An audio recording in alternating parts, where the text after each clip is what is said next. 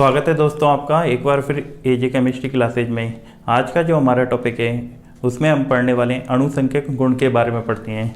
चलो स्टार्ट करते हैं। अणुसंख्यक गुण।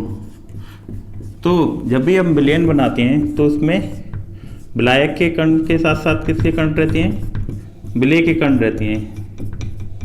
तो विलयन के ऐसे गुण जो केवल विलेय के कणों की संख्या पर निर्भर करते हैं, ऐसे गुण को अणुसंख्यक गुण कहते हैं। यानी विलयन के वह गुण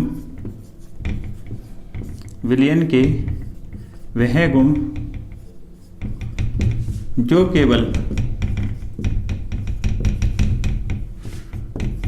विलेय के कणों की संख्या पर निर्भर करती हैं,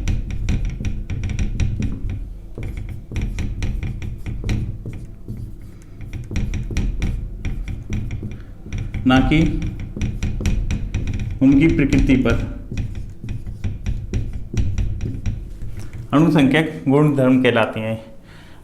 यानी वह गुण जो केवल विलेय के कणों की संख्या पर निर्भर करते हैं, ना कि उनकी प्रकृति पर निर्भर करते, अणुसंख्यक गुण धर्म कहलाते हैं। अणुसंख्यक गुण धर्म निम्न प्रकार के होते हैं। पहला, वाष्पदाब में आपेक्षित अवनमन। दूसरा, क्वथनांक में उन्नयन।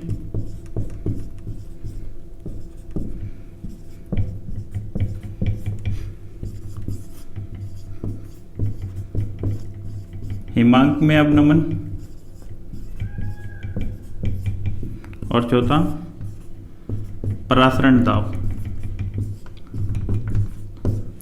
तो अणुसंख्यक गुणधर्म को हम एक बार शॉर्ट में पढ़ लेते हैं। विलयन के वह गुण जो केवल विलेय के कणों की संख्या पर निर्भर करते हैं, ना कि उनके आकार या रासायनिक प्रकृति पर निर्भर नहीं करते, वे सारे के सारे क्या कहलाते हैं? आपके अणुसंख्यक गुणधर्म कहलाते हैं।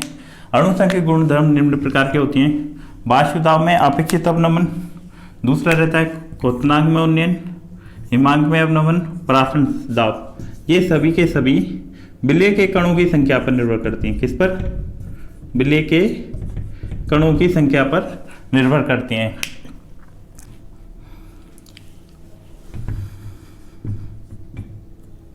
अब हम पढ़ेंगे वाष्पदाब में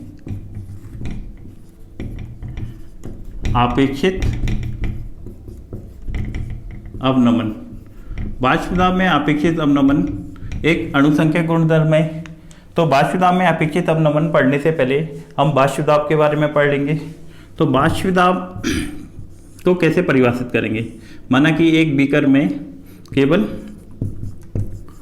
विलायक के कण उपस्थित हैं, केवल विलायक उपस्थित है, तो इस पर सतह पर सारे विलायक के कण उपस्थित रहेंगे। इसको मैं बंद पात्र में कर देता हूँ। जब विलायक जल रहता है तो जल के अणु किस में परिवर्तित होंगे? आपके वाष्प में। इस क्रिया को क्या बोलते हैं? वाष्पन। और वाष्प के अणु जल में परिवर्तित होती हैं, इस क्रिया को क्या बोलते हैं? संघनन। तो वाष्पन और संघनन एक निश्चित ताप पर साम्यावस्था में रहती हैं। यानी जल के अणु किस में परिवर्तित हो रहे हैं? वाष्प में, और वाष्प के अणु वापस जल के अणु में परिवर्तित हो रहे हैं। तो निश्चित ताप पर साम्यावस्था में वाष्प के अणुओं द्वारा द्रव की सतह पर आरोपित दाब आपका क्या कहलाता है? वाष्पदाब कहलाता है। तो वाष्पदाब को कैसे परिभाषित करेंगे? निश्चित ताप पर साम्यावस्था में वाष्प के द्वारा द्रव की सतह पर आरोपित दाब क्या कहलाएगा? आपका वाष्पदाब कहलाता है। तो परिभाषा बिल्कुल सरल है, आप चाहो तो इसको नोट कर लीजिए। निश्चित ताप पर साम्यावस्था में वाष्प के द्वारा द्रव की सतह पर आरोपित दाब वाष्पदाब कहलाता है। तो ये तो क्या हो गया? शुद्ध विलायक का वाष्पदाब। अब क्या होता है? इस विलायक में अवाष्पशील विलेय के कणों को मिलाया जाता है। किसको मिलाया? अवाष्पशील विलेय को मिलाया। किसको मिलाया? अवाष्पशील विलेय के कणों को। जब इसमें हम अवाष्पशील विलेय के कणों को मिलाएंगे, मैं थोड़ा रफ कर लेता हूँ।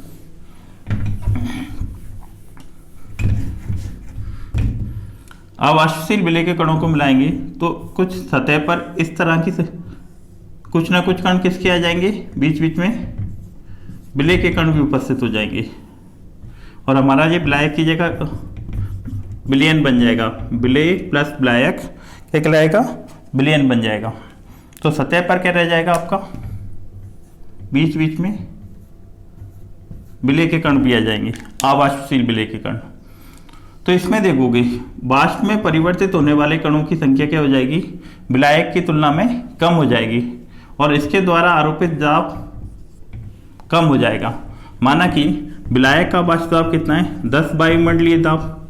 जैसे ही उसमें अवाष्पशील विलेय के कणों को मिलाया जाता है तो उसका वायुमंडलीय दाब कितना हो गया, 8 वायुमंडलीय दाब हो गया। तो आप देखोगे इसमें वाष्प दाब में कमी हो गई। इसको क्या बोलते हैं, इस कमी को क्या बोलेंगे, कमी कितने की हो गई आपकी, 10 - 8, 2 वायुमंडलीय दाब की कमी हो गई। इस कमी को क्या बोलते हैं, वाष्प दाब में अवनमन। क्या बोलेंगे इसको, वाष्प दाब में अवनमन। इसका कारण समझ लेते हैं। विलायक जब केवल विलायक था तो विलायक के अणु सतह से वाष्प में परिवर्तित हो रहे थे। तो साम्यावस्था में द्रव वाष्प के द्वारा द्रव की सतह पर आरोपित दाब क्या कहलाता है, आपका वाष्प दाब कहलाता है। जब हम इसमें अवाष्पशील विलेय के कणों को घोला जाता है तो सतह पर देखोगे आप विलायक के बीच बीच में विलेय के कण भी उपस्थित हैं, जिसके कारण विलायक के कणों की वाष्प में परिवर्तित होने की दर कम हो गई। अब कम अणु वाष्प में परिवर्तित हो रहे हैं तो वाष्प के द्वारा द्रव की सतह पर आरोपित दाब कम हो जाता है। फलस्वरूप क्या होगा, द्रव की सतह पर आरोपित दाब क्या हो जाएगा, कम हो जाएगा। इस कारण विलयन का वाष्प दाब शुद्ध विलायक की तुलना में कम होता है। यानी विलयन में क्या होता है, सतह पर विलायक के कणों के अलावा विलेय के कण भी उपस्थित होते हैं, जिसके कारण विलायक के कणों की वाष्प में परिवर्तित होने की दर कम हो जाती है और इस कारण वाष्प के द्वारा द्रव की सतह पर आरोपित वाष्प दाब कम हो जाता है। फलस्वरूप विलयन का वाष्प दाब विलायक की तुलना में कम हो जाता है। माना कि शुद्ध विलायक का वाष्प दाब को मैं किससे व्यक्त कर रहा हूँ, P0 A से, और विलयन के वाष्प दाब को PA से व्यक्त कर रहा हूँ। तो वाष्प दाब में अवनमन कैसे नोट करेंगे, वाष्प दाब में अवनमन बराबर क्या हो जाएगा, विलायक का वाष्प दाब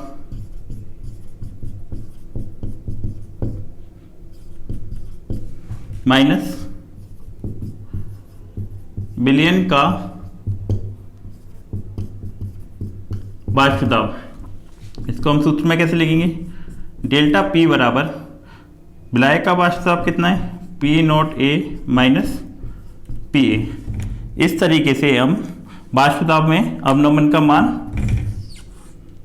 निकाल सकते हैं। आपसे क्वेश्चन पूछेंगे वाष्प दाब की परिभाषित कीजिए, तो साम्य अवस्था में स्थिर ताप पर वाष्प के द्वारा द्रव की सतह पर आरोपित दाब वाष्प दाब कहलाता है आपका। एक क्वेश्चन ये पूछा जाता है आपसे, विलयन का वाष्प दाब शुद्ध विलायक की तुलना में कम होता है क्यों? तो इसका रीजन मैंने बता दिया है। इसका रीजन क्या है आपका, जब शुद्ध विलायक में अवाष्पशील विलेय के कणों को घोला जाता है तो सतह पर विलायक के अलावा अवाष्पशील विलेय के कण भी उपस्थित होते हैं, जिसके कारण विलायक के कणों का वाष्प में परिवर्तन होने की दर कम हो जाती है। फलस्वरूप वाष्प के द्वारा द्रव की सतह पर आरोपित बल कम हो जाता है। फलस्वरूप आपके वाष्प दाब का मान कम हो जाता है। इस प्रकार विलयन का वाष्प दाब शुद्ध विलायक की तुलना में हमेशा कम होता है। इस तरीके से रहेगा, यानी हमेशा विलायक का वाष्प दाब का मान ज़्यादा रहेगा विलयन के वाष्प दाब की तुलना में। अब हम आगे पढ़ेंगे वाष्प दाब में आपेक्षिक अवनमन। वाष्प दाब में आपेक्षिक अवनमन को कैसे परिभाषित करेंगे,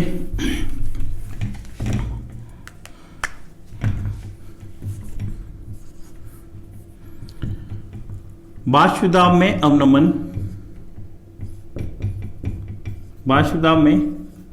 अवनमन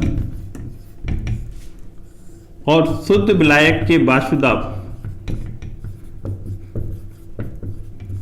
शुद्ध विलायक के वाष्पदाब के अनुपात को वाष्पदाब में आपेक्षित अवनमन बोलते हैं। यानी वाष्पदाब में आपेक्षित अवनमन को कैसे परिभाषित करेंगे? वाष्पदाब में अवनमन बटे शुद्ध विलायक के वाष्पदाब के अनुपात को वाष्पदाब में आपेक्षित अवनमन बोलते हैं। अब वाष्पदाब में अवनमन को हम डेल्टा पी से व्यक्त करते हैं। चाहो तो इसको ऐसे लिख सकते हो, वाष्पदाब में P note A minus P ए, और शुद्ध विलायक का अनुपात कितना था? पी नोट ए, या इसको इस तरीके से भी लिख सकते हैं, delta P upon P note A. यानी ये क्या हो गया हमारा?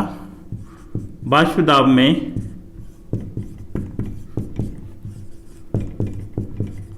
आपेक्षित अवनमन। परिभाषा कैसे लिखेंगे? वाष्पदाब में अवनमन और शुद्ध विलायक के वाष्पदाब के अनुपात को हम वाष्पदाब में आपेक्षित अवनमन कहते हैं।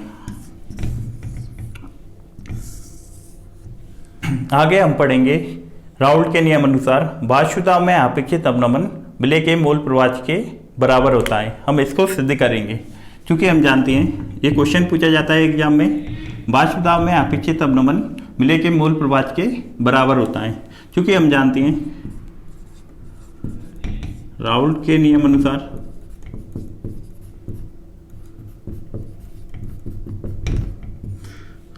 विलयन का वाष्पदाब शुद्ध विलायक के वाष्पदाब इंटू विलायक के मोल प्रवाह के बराबर होता है। या ये बोल सकते हैं विलयन का वाष्पदाब विलायक के मोल प्रवाह के समानुपाती होता है। या करके हम इसको ऐसे लिख सकते हैं, सिद्ध करेंगे तो पी ए बराबर P note A into x A.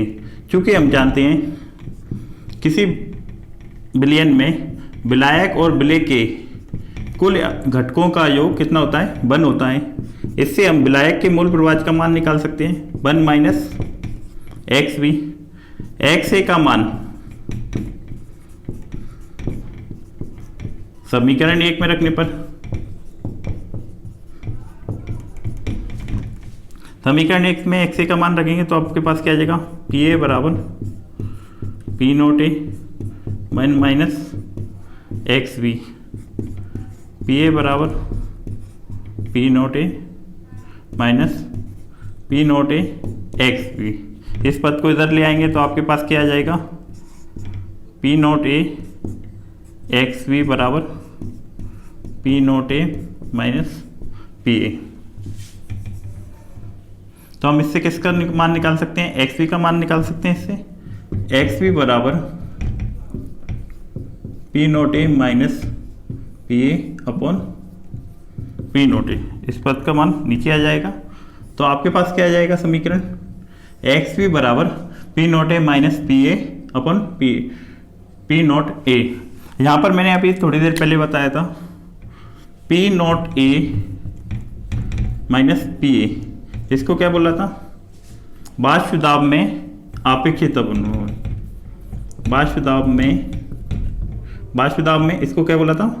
P note A minus P A बराबर क्या है? वाष्पदाब में अवनमन और P note A P A upon P note A. इसको क्या बोलेंगे? वाष्पदाब में आपेक्षित अवनमन। तो आपसे एग्जाम में पूछा जाता है सिद्ध कीजिए वाष्पदाब में अपेक्षित अवनमन विलेय के मोल प्रवाह के बराबर होता है। तो इसमें क्या करना है? आपको राउल्ट के नियम से स्टार्ट करना है। और इस समीकरण 2 में देखोगे आप वाष्पदाब में अपेक्षित अवनमन विलेय के मोल प्रवाह के बराबर आ रहा है। एक निश्चित ताप पर वाष्पदाब में अपेक्षित अवनमन विलेय के मोल प्रवाह के मान के बराबर होता है। नेक्स्ट हम पढ़ेंगे वाष्पदाब में अपेक्षित अवनमन की सहायता से अवाष्पशील विलेय का अणुभार ज्ञात करना। वाले हैं वाष्पदाब में अपेक्षित अवनमन की सहायता से अवाष्पशील विलेय का अणुभार ज्ञात करना। क्योंकि हम जानते हैं राउल्ट के नियम अनुसार, राउल्ट के नियम अनुसार स्थिर ताप पर स्थिर ताप पर वाष्प दाब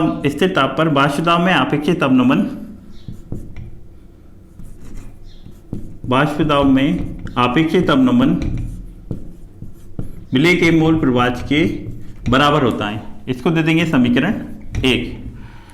राउल के नियम अनुसार क्या था, स्थिर ताप पर वाष्प दाब में अपेक्षित अवनमन विलेय के मोल प्रवाह के बराबर होता है। यहाँ P नॉट ए बराबर विलायक का वाष्प दाब, शुद्ध विलायक का वाष्प दाब, विलयन का वाष्प दाब, और P नॉट ए शुद्ध विलायक का वाष्प दाब, और XV बराबर क्या है, विलेय का मोल प्रवाह। क्योंकि हम जानते हैं विलेय का मोल प्रवाह बराबर कैसे निकालेंगे, विलेय के कणों की संख्या बटे कुल कणों की संख्या। समीकरण 2, समीकरण 1 व 2 से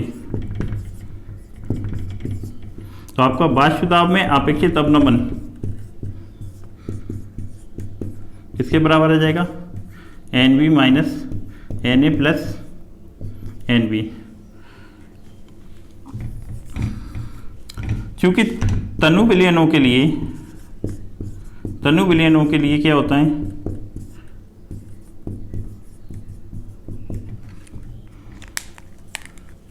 क्यों विलेय का मान है बहुत कम रहता है किसकी तुलना में, विलायक की तुलना में। तो इसलिए हर में हम NV के मान को नगण्य मान सकते हैं। क्या मान सकते हैं? तो समीकरण 3 में हम हर में से NV के मान को नगण्य मान सकते हैं। तो हमारे पास समीकरण क्या आ जाएगा, P not a minus PA upon P not a बराबर NV अपॉन NA, क्योंकि इसमें इस समीकरण 3 में से NV के मान को नगण्य मानकर हटा दिया। तो आपके पास P not a minus PA upon P not a बराबर NV अपॉन NA। चूँकि हम जानते हैं विलेय के कणों की संख्या कैसे निकालेंगे, विलेय का भार बटे विलेय का अणुभार। इसी प्रकार NA का मान कैसे निकालेंगे, विलायक के मोलों की संख्या, विलायक का भार बटे विलायक का अणुभार। NA और NV के मान रखने पर इस समीकरण में, इसको समीकरण 4 लिखिए। समीकरण 4 में NA और NV के मान रखने पर तो आपके पास क्या आ जाएगा, P not a minus PA upon P not a WB upon MB upon WA upon MB। इस समीकरण को हम कैसे लिख सकते हैं, P not a minus PA upon P not a WB upon MB into MB upon WA।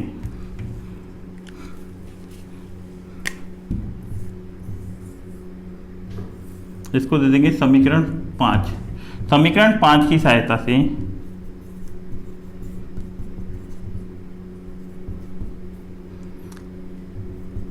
आवाष्यशील विलेय का अणुभार MB का मान ज्ञात किया जा सकता है।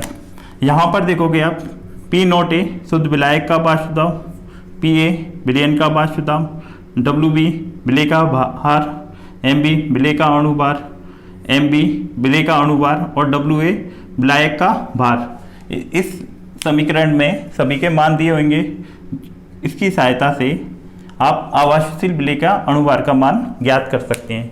तो आज के इस टॉपिक में आज हमने इस वीडियो में अणुसंख्यिक गुणधर्म के बारे में पढ़ा और वाष्प दाब में अपेक्षित अवनमन, वाष्प दाब विलयन का वाष्प दाब शुद्ध विलायक की तुलना में कम क्यों होता है, और सिद्ध कीजिए वाष्प दाब में अवनमन अपेक्षित अवनमन विलेय के मोल प्रवाह के मान के बराबर होता है। नेक्स्ट वीडियो में हम पढ़ेंगे क्वथनांक में उन्नयन के बारे में।